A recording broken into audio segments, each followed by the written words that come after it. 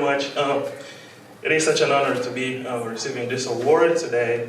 Definitely, first of all, gotta thank God for such a providence to be here today. I gotta thank my two advisors, Dr. Shayadi and Dr. Dewan. They're both faculty at the business school. I gotta thank Dr. Boggs. He's always been my first go-to person for everything in my program. And I gotta thank the library. Funny enough, I was mentioning to Dr. Wolin over there. I first heard that I was receiving this award exactly one day before I was presenting it at a conference. So that kind of gave me an extra, motivation to do really well. So I gotta thank the library for all the resources that, I've had at my availability to get this work complete.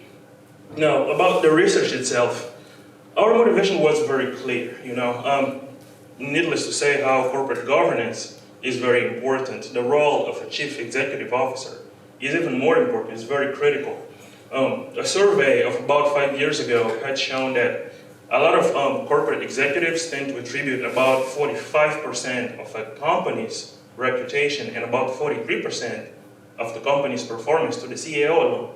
So it is quite a big deal. And if you are used to looking at, say, the financial markets, it might be common to you to see, the markets fluctuating a lot because, Elon Musk is tweeting something out there.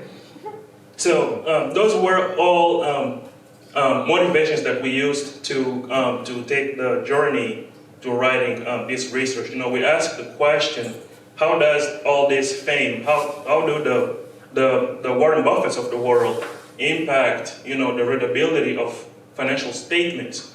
And by readability here, we really mean how easy it is to read and actually understand a financial document. Corporations publish 10K, you might have heard of annual reports every single year. But truly, it's not everybody that can just go and read that and say, oh, this actually does make sense. There's a lot of things that really don't make sense to most people, and a lot of people are just really average investors trying to take advantage of, of the market and investment opportunities out there. So we went ahead to ask this question. We measured the concept of fame or award by really looking at a lot of business journals. We went ahead to collect data from, places like Forbes, Fortune magazine, and similar sources. And we looked at it in a very interesting way. We tried to look at what happens in the maybe 3 years after the CEO actually gets a prestigious award, just like this very same one that we're getting here today. How does that impact how easy or difficult it becomes to actually read a financial statement? That was our research question.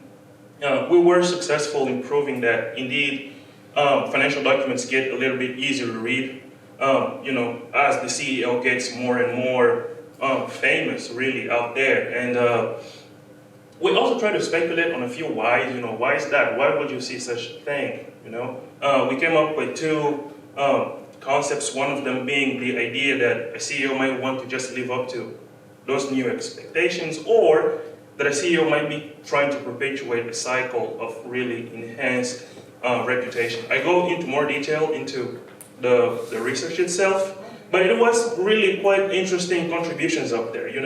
Just to give an example, there's this idea that very good CEOs are highly correlated to very poorly performing companies. And that might come to a lot of you as a contradiction. How can that be, And there's this idea that it's called a matching explanation in the literature. It's the idea that as a CEO gets more and more famous and reputed and really good, he kind of gets a lot of bad companies following them. All the bad companies want to hire that CEO because there's a hope that, this guy is really good and he can save us.